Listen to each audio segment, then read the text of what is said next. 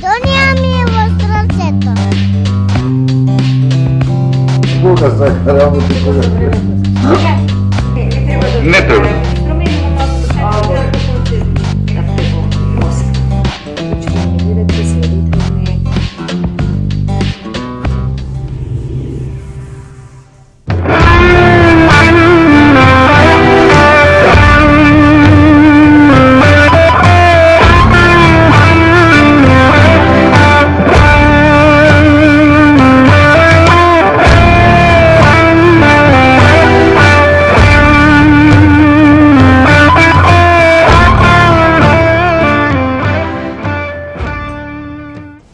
Моје особено задоволство, почитувани гледачи, уште една средба со вас, со сите оние кои што се верна публика на емисијата Македонски вредности, а има од различни возрасти, од различен пол и македонци кои што живеат овде во Македонија, но и оние кои што се раселени во различни краишта на светот.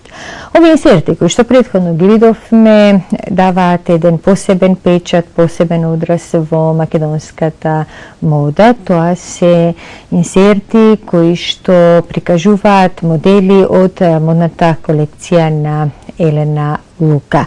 Елена Лука, модна креаторка која што отвори нови хоризонти во македонското модно живење, е наша денешна гостинка. Добро дојдовте во емисијата. За целокупното ваше творештво, за почетоците и за се она што во моментов се случува, ќе говориме во наредниве 30 минути. Ќе започнеме со токму вашите почетоци кои што датираат од раното детство. Некаде на 7-годишна возраст веќе знаевте што сакате да бидете. Тоа е некој порив кој што тле многу одамна, претпоставам уште од детските денови, да речеме. Се сеќавам кога сум била мала, многу често во близина на мојата зграда, инаку јас сум стромичанка по потекло. Поздрав до сите стромичани. Да, и во диаспората, да. Близко до мојата зграда се сеќавам имаше некој производствен погон на текстил и тука многу често оставаа остатоци од текстилот од кроењето. И јас заедно со уште некои мои другарки во тоа време, тоа значи станува збор за некоја возраст, прво оделение, второ и така натаму, 7-8 години сум имала. И се обрев од тој текстилен материјал од таа фабрика и знам дека прекројував и шиев халини за моите кукли. Значи тоа ми беше примарната активност или игра што ја правев како дете. Некаде на 20 години, на таа возраст отворив, да кажеме, бутик, дуќан за текстил. Најчесто облеката ја носев од Турција. Беше претежно женска облека, меѓутоа некојаш и машка облека носевме. И едноставно со тоа се занимавав едно 5-6 години. Значи од секогаш сум имала некоја тенденција да го работам тоа. Меѓутоа, еве, можеби сега, дали рано, дали касно, на 40 години, практично ствари, ајде пред 3 години, можеби на 38 години, решив да ја реализирам оваа дејност конечно и иако цело време практично работиме градежништво како семејство, 30 години, чиј ментор е мојот татко, нели основач, тоа е фирмата Жикол, сепак некако се провлекуваше идејата за тој текстил или за тој креативен порив, иако градежништвото е креативна работа. Може да проектирате, создавате објекти, нели, во све има креација, меѓутоа не знам зошто, едноставно чувствував дека ќе дојде ден кога јас ќе реализирам таа идеја, не да продавам готова облека, во тоа и нема баш многу креација, тоа е трговија, тоа е малку повеќе бизнис. Да се дизајнира, да се креира. Сакав да создавам. Да, мислам дека тоа беше мојот приоритет и сораѓањето на моето дете Лука, едноставно сватив дека имам потреба да си обезбедам своја лична облека, затоа што нормално за време на бременост и после тоа добивате некоја деформација на конституцијата на телото. И едноставно сватив дека можеби е добро да создавам лична облека, затоа што пробав некаде да создавам некои парчиња облека за себе, меѓутоа имав големи проблеми и можеби наеднаш се соочив со тој голем проблем дека во Македонија баш и постои дефицит на создавање на квалитетна женска облека. И мислам дека тука беше магичниот момент да јас себе почнам и да, нели, со организација на оваа деловна единица Елена Лука и практично еве функционирам веќе 3 години. Колку мине работат за вас? 35 луѓе работат некаде во фирмата. Да, тука се, мислам дека тоа е бројот. Морам да кажам дека без квалитетен тим ништо не може човек сам да направи. Од друга страна, нели стои тоа дека добар менаџер значи добар тим или добри вработени и обратно. Значи, фала му на Бога што еве конечно создадов тим, затоа што беше проблематично во Македонија да се најде квалитетна работна рака, морам да признам. Претпоставам затоа што многу време се работело лон систем и едноставно имате дефицит да најдете соодветна, комплетна, образувана и оперативна работна рака за да направите еден комплетен производ на облека. Меѓутоа еве конечно после долго време се формира тој тим. Со тоа што се едуцираме секојдневно, да кажеме јас лично најпрвен, како водач на таа група, како нивни лидер, а од друга страна и тие како моја екипа без која што не можам. Ние сме едно, да речем, поголемо семејство. Што значи креацијата за вас? Општо, како некакво Креацијата за мене е стварување? практично обстанокот, животот, битисувањето би рекла. Многу ми се допадна прашањето. Не ми е така, не ми е стерилно, малку специфично новинарски ја отвора вашата душа. Значи, креацијата ми е фундамент за екзистирање, за постоење, за битисување, за духовна надградба. Без креација мислам дека ќе нема и живот. Јас така чувствувам. Е движење, енергија, е љубов. Одење напред, пронаоѓање на нови Мора да се хоризонти. постои. Да, мора доколку да речеме музата секнала или креативноста се блокирала, сметам дека привршува и животот. Сега кај некого да кажеме тоа е нели моje лично убедување, јас така ја доживувам креативноста.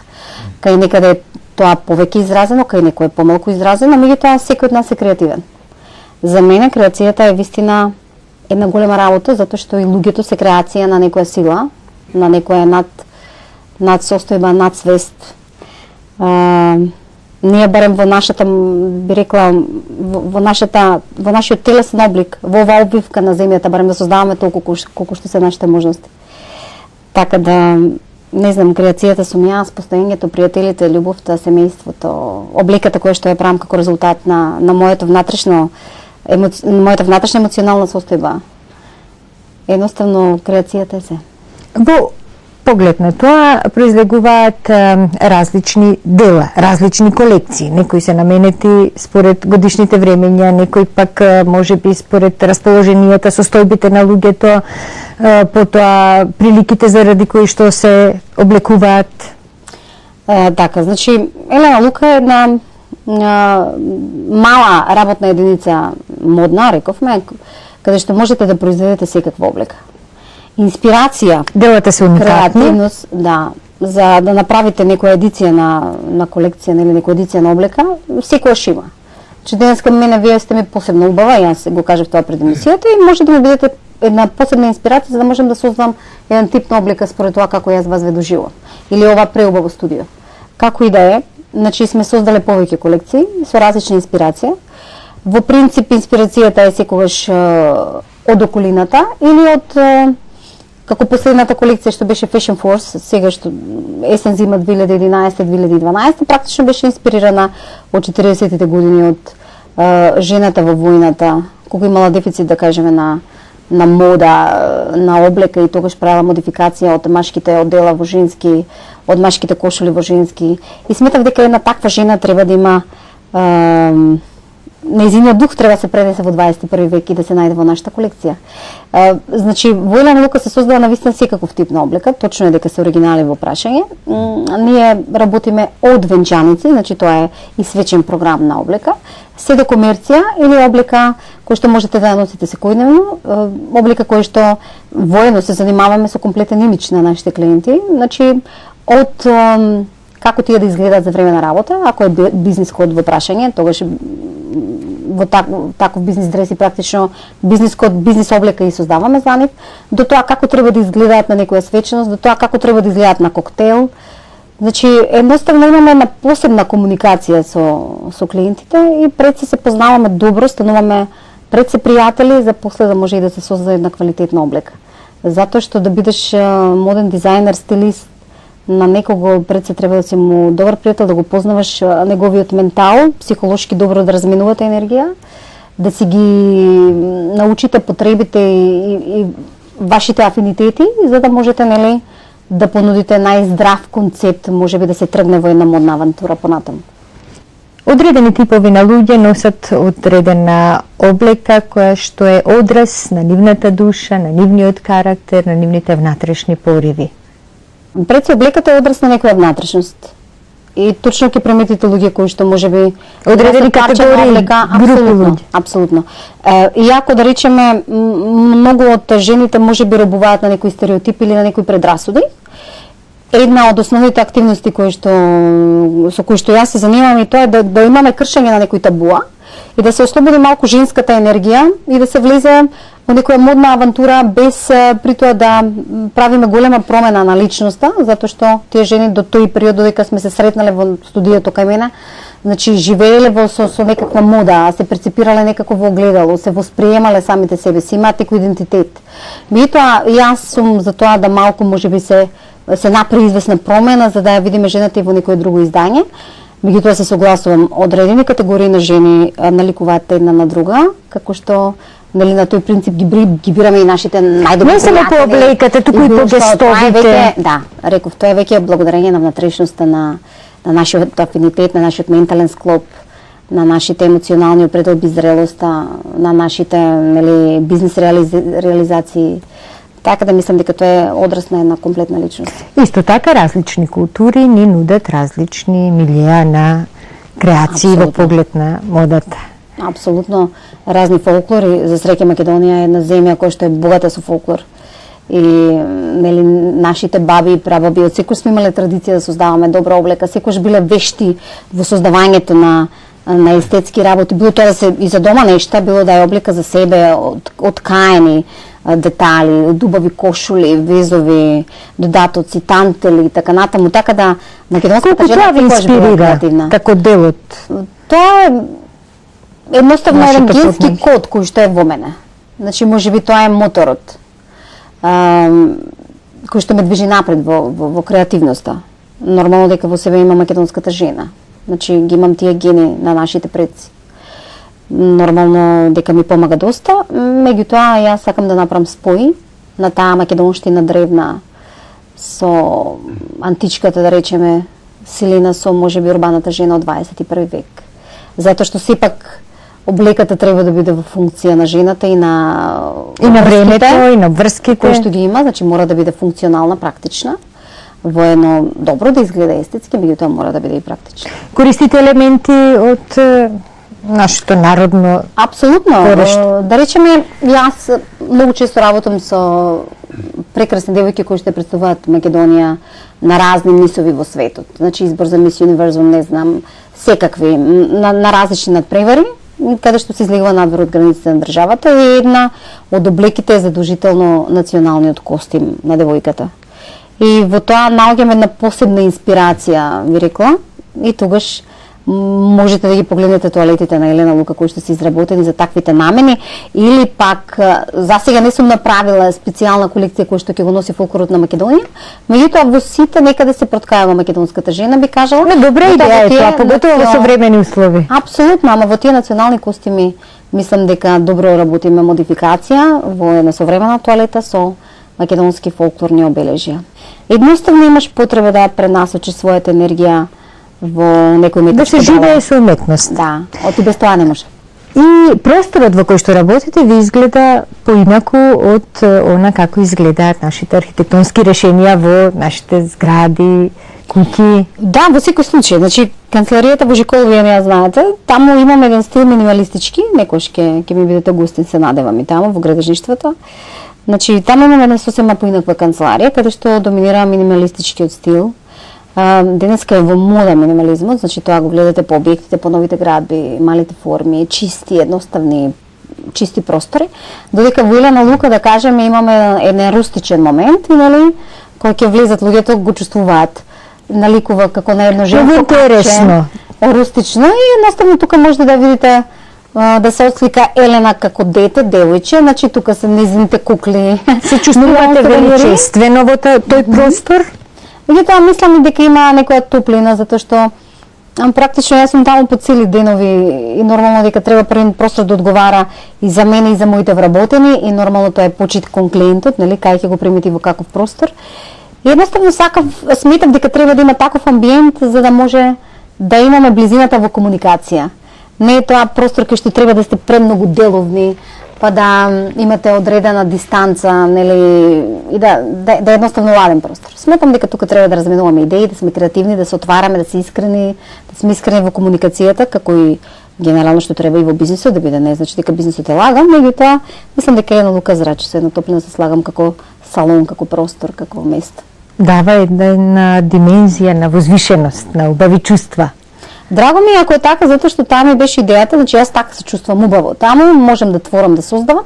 Побитно ми е што вие, моите пријатели, моите клиенти, разните соработници, едноставно давате една слична констатација и така да сметам дека сум ја погодила целта. Так. Тоа место го создадов и за вас во крајна линија, како што реков. Так. Работите со повеќе бои, кога ги замислувате моделите, кои бои даваат одраз на вашата душа најмногу?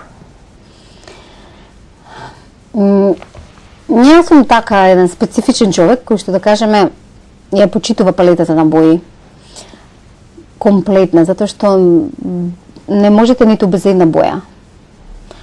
Се што постои е за голема почит. Можам да кажем дека спектарот на бои ми е многу битен и за мене тоа е една посебна инспирација да направите комбинација од разните типови на бои да склопите во некоја хармонија.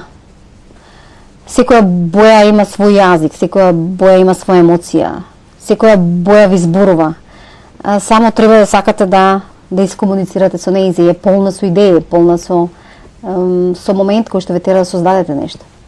Не би можела да издвојам, иако морам да признам дека сигурно тоа не е одраз на мојата личност, меѓутоа знам многу често да облечам темна облека. Се забележува. И светла облека. Да, еве сега сум така дојдена денес, со спонтано се облеков, не се спремам, значи во спонтан момент јас би избрала одма црна варијанта, иако да кажеме можеби сега одбрав затоа што е зимно време, ме асоцира нели на дека можев како потемна боја да искористам во ова магливо, дожливо време надвор. Во летно време, освен малите црни фустани кои што се многу практични, кои што секој треба да ги има, да ги носи како елегантни навечер, слободно може да се облечат како коктел варијант или било како, црната боја е добро да се избегнува. Затоа што апсорбира многу светлина, затоа што е темно, тогаш преферирам малку поотворени бои.